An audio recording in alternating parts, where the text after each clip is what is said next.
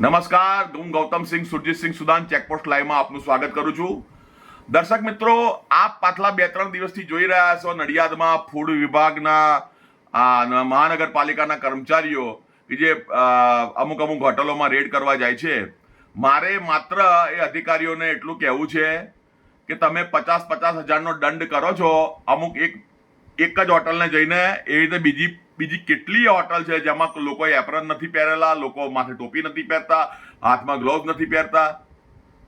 સૌથી મોટામાં મોટી વાત કે નડિયાદમાં 100થી વધુ પાણીપુરીની લારીઓ ચાલી રહી છે, અને એ પાણીપુરીની લારીઓમાં જે પૂરીઓ વપરાય છે એ કઈ જગ્યાએ તળાય છે, કેવા તેલમાં તળાય છે, અને એ લોકો જ્યારે પાણીપુરી ગ્રાહકને આપે છે ત્યારે એ લોકોના હાથમાં ગ્લોવ્સ હોય છે, એ લોકોના માથે ટોપી હોય છે, એ લોકોને એપ્રન હોય છે.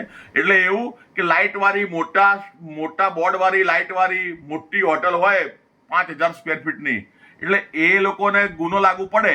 અને રોડ ઉપર પેલી પાણીપુરીની પૂરીઓ, દૂષિત પૂરીઓ કે જેનાથી કેન્સર થાય છે, બરાબર, અને એ લોકો ગુનેગાર નથી.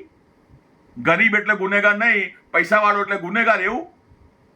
એટલે મારા માનનીય વાલા કાયદાને અનુસરણ કરનાર મારા વહાલા અધિકારીશ્રીઓ, મહાનગરપાલિકાના અધિકારીશ્રીઓ, તમે બેવડા ધારા ધોરણ દૂધમાં અને દહીંમાં બે બાજુ પગ રાખ્યા વગર નડિયાદની અંદર ચાલતી તમામે તમામ પાણીપુરીની લારીઓ બંધ કરી દો કાયમી ધોરણે. કારણ કે એમાં વપરાતી પૂરી દૂષિત તેલમાં તળવામાં આવે છે, અને હું સાબિત કરી દઈશ.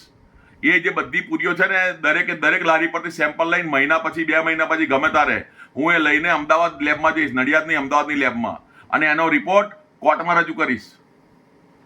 અને તમારા બધા જે અધિકારીઓ જવાબદાર છે ને એમને બધાને જવાબદાર ગણવામાં આવશે. એમાં કોઈ મીનમેક નથી. અન્યાયની સામે સદા આવાજે બુલંદ. Check post live news, Nadiad.